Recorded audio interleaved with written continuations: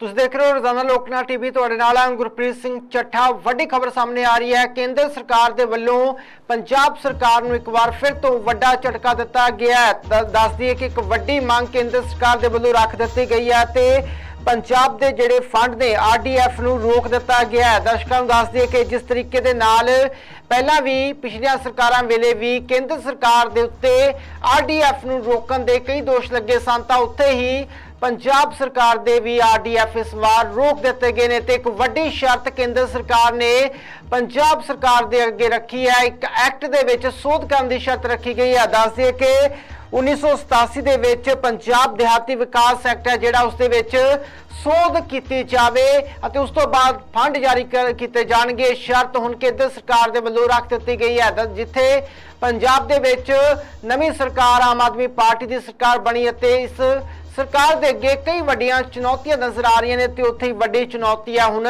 जो केंद्र सरकार दे वल्लों पंजाब नूं फंड दिते जांदे ने, सूबे दे लई फंड जारी कीते जांदे ने, तां किते ना किते रोकण दे दोष केंद्र सरकार ते लगदे नजर आ रहे ने। तां दस दईए कि जिस तरीके दे नाल मुख मंत्री भगवंत मान ने मुख मंत्री दी सौं चुकण तो बाद प्रधानमंत्री नरेंद्र मोदी दे नाल पहली मुलाकात कीती अते उस दौरान उन्हां दे अगे मंग रखी कि पंजाब नूं वित्ती सहायता दी जाए, फंड जारी किए जान, उत्थे ही पंजाब दे उत्ते जो आर्थिक बोझ है वो काफ़ी पैंदा नज़र आ रहा है। तो जो स्थिति पंजाब की आर्थिक स्थिति नज़र आ रही है उस तो बाद पंजाब सरकार दे वल्लों केंद्र तो मंग की गई सी कि मदद की जाए। तो उत्थे वड्डी खबर सामने आ रही है कि रूरल डिवेलपमेंट फंड हुण रोक दिता गया केंद्र सरकार दे वल्लों। तो यह भी दस दिए कि पिछले साल भी 1200 करोड़ रुपये का फंड केंद्र सरकार दे वल्लों रोकिया गया सीगा ते एक शर्त रखी गई सी जिस तो बाद यह फंड जारी किया गया सी। तां उत्थे ही नवी सरकार दे लई भी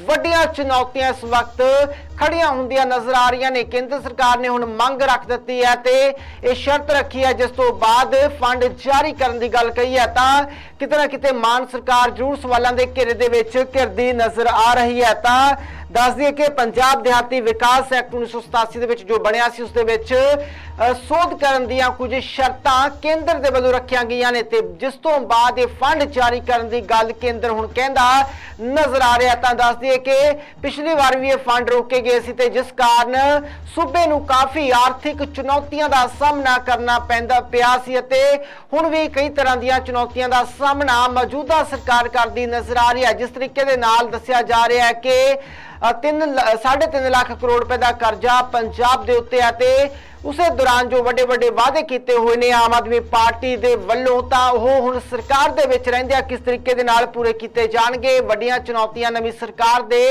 सामने खड़ियां नजर आ रही ने। तो उधर ही हुण जेकर फंड की गल की जाए तो यह फंड जो जारी किया जाता है केंद्र वालों रूरल डिवेलपमेंट फंड तो यह अधिकार होंगे तो नाल ही गल GST की भी करांगे। तो GST का जो नियम है जो सूबे का बनता है तो जो सेंटर का बनता है वो हिस्सा जोड़ा सूबे का वो सेंटर के कोल जाता है तो उस तो बाद सेंटर सरकार यह हिस्सा जारी करती होंगी है सूबे नूं। तां उधर दोष लगते हैं कि जिस तरीके दे नाल केंद्र दे विच किसी होर पार्टी की सरकार है तो उधर सूबे दे विच होर पार्टी की सरकार है तां ये दोष लगते हैं कि वितकरा किया जा रहा है फंडां नूं लैके। पर यह अधिकार सूबे दे बनदे सी तां जिस तरीके दे नाल केंद्र दे विच भाजपा की सरकार है तां उसे तरह पहला भी कांग्रेस पार्टी की सरकार सी तां दोष लाउंदी सीगी कि भाजपा वितकरा कर रही है। तां सीधे तौर के उत्ते जो मुख मंत्री चरणजीत सिंह चन्नी सन तां उन्हां दे वल्लों भी ये दोष लगाए गए सन ते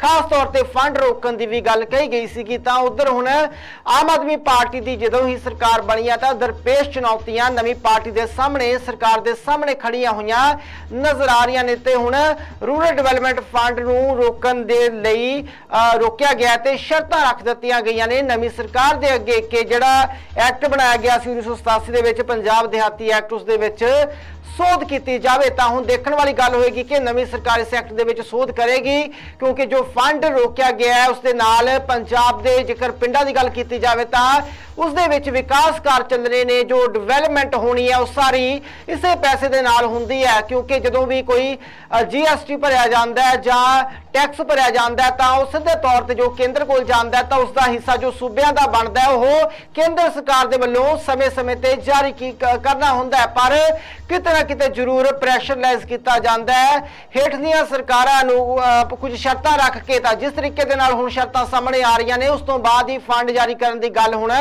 ਸਰਕਾਰ ਦੇ ਵੱਲੋਂ ਕਹੀ ਗਈ ਹੈ, ਤਾਂ ਕਿਤੇ ਨਾ ਕਿਤੇ ਜ਼ਰੂਰ ਕੇਂਦਰ ਸਰਕਾਰ ਸਵਾਲਾਂ ਦੇ ਘੇਰੇ ਦੇ ਵਿੱਚ ਹੈ। ਜਿਸ ਤਰੀਕੇ ਦੇ ਨਾਲ ਨਵੇਂ-ਨਵੇਂ ਨਿਯਮ ਲਾਗੂ ਕੀਤੇ ਜਾ ਰਹੇ ਨੇ ਤੇ ਇਹ ਵੀ ਦੋਸ਼ ਲੱਗਦੇ ਨੇ ਕੇਂਦਰ ਦੇ ਉੱਤੇ ਕਿ ਸੂਬੇ ਦੇ ਅਧਿਕਾਰਾਂ ਦੇ ਵਿੱਚ ਦਖਲਅੰਦਾਜ਼ੀ ਹੈ ਜਿਹੜੀ ਉਹ ਕੇਂਦਰ ਸਰਕਾਰ ਸਿੱਧੇ ਤੌਰ ਤੇ ਕਰਦੀ ਨਜ਼ਰ ਆਉਂਦੀ ਹੈ। ਭਾਵੇਂ BSF ਲਗਾਉਣ ਦੀ ਗੱਲ ਹੋਵੇ ਪੰਜਾਬ ਦੇ ਕੁਝ ਇਲਾਕਿਆਂ ਦੇ ਵਿੱਚ, ਤਾਂ ਭਾਵੇਂ ਗੱਲ ਹੋਵੇ ਚੰਡੀਗੜ੍ਹ ਦੇ ਵਿੱਚ ਕੇਂਦਰੀ ਨਿਯਮ ਲਾਗੂ ਕਰਨ ਦੀ ਮੁਲਾਜ਼ਮਾਂ ਦੇ ਉੱਤੇ, ਤਾਂ ਇਸ ਨੂੰ ਲੈ ਕੇ ਜ਼ਰੂਰ ਘਿਰਦੀ ਨਜ਼ਰ ਆ ਰਹੀ ਹੈ ਸੈਂਟਰ ਸਰਕਾਰ। ਤੇ ਉੱਥੇ ਹੀ ਹੁਣ ਵੱਡੀਆਂ ਸ਼ਰਤਾਂ ਨੇ ਜਿਹੜੀਆਂ ਉਹ ਰੱਖ ਦਿੱਤੀਆਂ ਗਈਆਂ ਨੇ ਤੇ ਜਿਸ ਤੋਂ ਬਾਅਦ ਫੰਡ ਜਾਰੀ ਕਰਨ ਦੀ ਗੱਲ ਕੇਂਦਰ ਸਰਕਾਰ ਕਰਦਾ ਨਜ਼ਰ ਆ ਰਿਹਾ। ਤੇ ਇਸ ਦੌਰਾਨ ਹੁਣ ਆਮ ਆਦਮੀ ਪਾਰਟੀ ਦੀ ਸਰਕਾਰ ਦੇ ਲਈ ਵੱਡੀਆਂ ਚੁਣੌਤੀਆਂ ਜ਼ਰੂਰ ਨੇ, ਤਾਂ ਇਸ ਨੂੰ ਲੈ ਕੇ ਕੀ ਫੈਸਲਾ ਕਰੇਗੀ ਹੁਣ ਸਰਕਾਰ, ਇਹ ਵੀ ਦੇਖਣ ਵਾਲੀ ਗੱਲ ਹੋਏਗੀ ਕਿ ਜਿਹੜਾ ਐਕਟ ਦੇ ਵਿੱਚ ਸੋਧ ਦੀਆਂ ਸ਼ਰਤਾਂ ਰੱਖੀਆਂ ਗਈਆਂ ਨੇ ਕੀ ਉਹ ਸ਼ਰਤਾਂ ਮੰਨੀਆਂ ਜਾਣਗੀਆਂ। ਕਿਉਂਕਿ ਪਿਛਲੀ ਸਰਕਾਰ ਦੇ ਵੇਲੇ ਵੀ ਜਿਹੜੀਆਂ ਸ਼ਰਤਾਂ ਰੱਖੀਆਂ ਗਈਆਂ ਸੀਗੀਆਂ 1200 ਕਰੋੜ ਦਾ ਜਿਹੜਾ ਫੰਡ ਰੋਕਿਆ ਗਿਆ ਸੀ, ਤਾਂ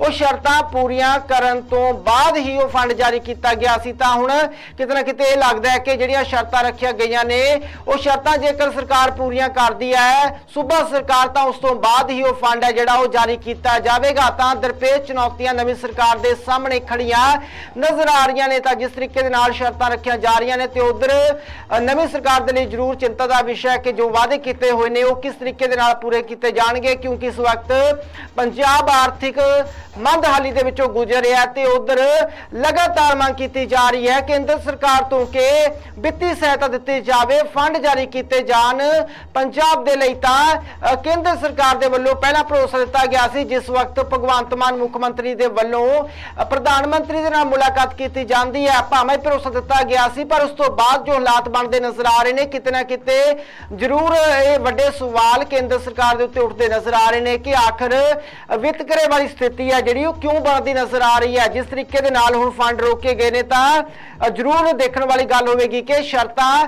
ਸੂਬਾ ਸਰਕਾਰ ਮੰਨਦੀ ਹੈ ਜਾਂ ਫਿਰ ਨਹੀਂ। ਤਾਂ ਜੇਕਰ ਸ਼ਰਤਾਂ ਨਹੀਂ ਮੰਨਦੀ ਕਿ ਕੇਂਦਰ ਸਰਕਾਰ ਫੰਡ ਜਾਰੀ ਕਰੇਗੀ ਜਾਂ ਫਿਰ ਸੂਬਾ ਸਰਕਾਰ ਇਸ ਨੂੰ ਲੈ ਕੇ ਕੋਈ ਵੱਖਰਾ ਸਟੈਂਡ ਲੈਂਦੀ ਹੋਈ ਨਜ਼ਰ ਆਏਗੀ, ਇਹ ਵੀ ਦੇਖਣ ਵਾਲੀ ਗੱਲ ਹੋਏਗੀ। ਤਾਂ ਜਿਹੜੀ ਸ਼ਰਤ ਰੱਖੀ ਗਈ ਹੈ 1987 ਦਾ ਜਿਹੜਾ ਪੰਜਾਬ ਦਿਹਾਤੀ ਵਿਕਾਸ ਐਕਟ ਹੈ ਉਸ ਦੇ ਵਿੱਚ ਜਿਹੜੀਆਂ ਨਿਯਮਾਂ ਦੇ ਵਿੱਚ ਬਦਲਾਅ ਕੀਤਾ ਜਾਵੇ, ਸ਼ਰਤਾਂ ਰੱਖੀਆਂ ਗਈਆਂ ਨੇ। ਤਾਂ ਇਹ ਸ਼ਰਤਾਂ ਤੋਂ ਬਾਅਦ ਹੁਣ ਫੰਡ ਜਾਰੀ ਕਰਨ ਦੀ ਗੱਲ ਕਹੀ ਗਈ ਹੈ, ਕਿਉਂਕਿ ਰੂਰਲ ਡਿਵੈਲਪਮੈਂਟ ਫੰਡ ਜਿਹੜਾ ਪਹਿਲਾਂ ਵੀ ਰੋਕਿਆ ਗਿਆ ਸੀਗਾ ਉਹ ਇੱਕ ਵਾਰ ਫਿਰ ਤੋਂ ਰੋਕ ਦਿੱਤਾ ਗਿਆ ਹੈ। ਤਾਂ ਜ਼ਰੂਰ ਕੇਂਦਰ ਸਰਕਾਰ ਸਵਾਲਾਂ ਦੇ ਘੇਰੇ ਦੇ ਵਿੱਚ ਨਜ਼ਰ ਆ ਰਹੀ ਹੈ ਤੇ ਨਵੀਂ ਸਰਕਾਰ ਦੇ ਲਈ ਵੀ ਵੱਡੀਆਂ ਚੁਣੌਤੀਆਂ ਨੇ ਉਹ ਖੜੀਆਂ ਹੁੰਦੀਆਂ ਨਜ਼ਰ ਆ ਰਹੀਆਂ ਨੇ। ਤਾਂ ਲਗਾਤਾਰ ਜੁੜੇ ਰਹੋ ਰੋਜ਼ਾਨਾ ਲੋਕਨਾਥ TV ਨਾਲ। ਦਿਓ ਇਜਾਜ਼ਤ, ਧੰਨਵਾਦ।